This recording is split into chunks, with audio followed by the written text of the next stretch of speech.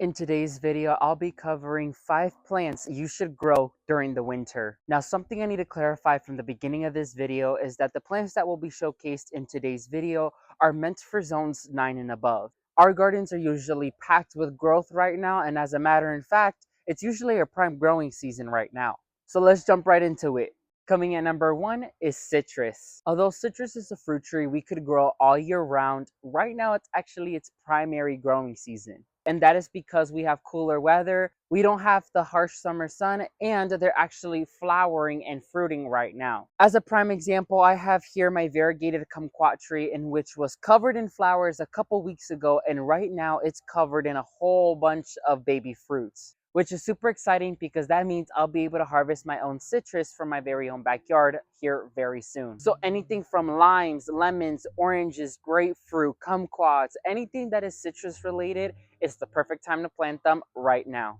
And coming to number 2 are strawberries. Now, one of the plants that I've had the most difficult time growing is strawberries in my garden. And that is because due to our harsh summer heat, our sandy soil, there's many components that go against the growing of strawberries. However, when I planted them in my circular meadow raised bed from Birdies, they have absolutely loved this area. As a matter of fact, they're currently flowering and sending off many different types of runners. So this bed is going to be packed full with strawberries this upcoming year. And something that I must mention is that this is the most healthiest I have seen my strawberries, because usually they have been very weak, they haven't produced anything, but now these leaves are vibrant green, they're very big, and for them to start sending off healthy runners and to them to start flowering and producing fruit is just a win-win situation.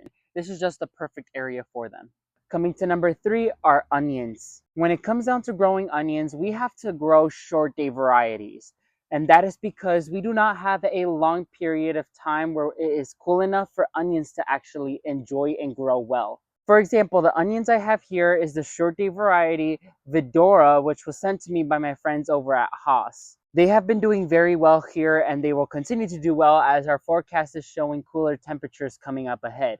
If you live in an area that has cooler temperatures for a longer time, then you could grow long day varieties. But onions, I definitely have to say, are one of the easiest root crops to grow out there, as you just pop them in the ground, make sure you feed them well, make sure that they are in well-draining soil, and that they're receiving full sun. From there, you'll be harvesting some nice looking onions for you to enjoy.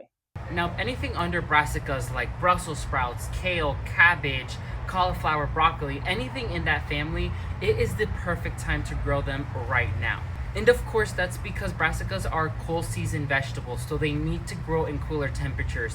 Hence to why my cabbage here is doing so well right now. As a matter of fact, cabbage is actually my favorite vegetable to grow because it fascinates me how such a small plant grows and matures to be a huge monster of a vegetable that you get to enjoy. Now, many problems that gardeners come across when growing brassicas is the common pest and disease that tend to attack them, like cabbage moths and worms and aphids. But something I've realized is if we grow them in the cooler temperatures, those types of pests and disease are not so active. Hence to why when I grow cabbage during the cooler temperatures, I've never had to treat them, not once, because they've never been attacked by anything. And of course, there's a wide range of different vegetables in the brassica family that you get to grow, from cabbages of different types of textures, sizes, colors, from Brussels sprouts, broccoli. There's just a wide range for you to choose from and for you to enjoy. And finally, number 5 is tomatoes. Now, of course, like I mentioned in other videos, any type of basic vegetable is great to grow during the cooler temps. Here in South Florida, the type of tomato I've always seen do the best are the cherry type varieties. So for example, this is the Sweet 100 variety, and it has just taken over this bed. It has dozens of tomatoes on it.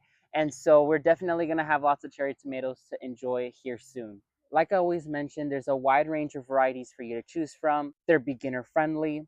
They literally grow anywhere, and they just never fail. It's just a super fun vegetable to grow, as you see how such a small plant grows and matures to such a huge plant. and produces these delicious vegetables for you to enjoy. Let me know in the comment section down below, what plants are you growing in your winter garden right now? Make sure to leave a like underneath this video, share with your friends and family so they can join the gardening community, and make sure you hit that subscribe button so you can help me out with my goal of reaching 10,000 subscribers. Turn on the notification bell so you get notified when I release a new video. And as always, thank you all so much for watching this video. May God bless you and your entire family, and never forget to grow big, Ultimate Gardeners. Bye everyone.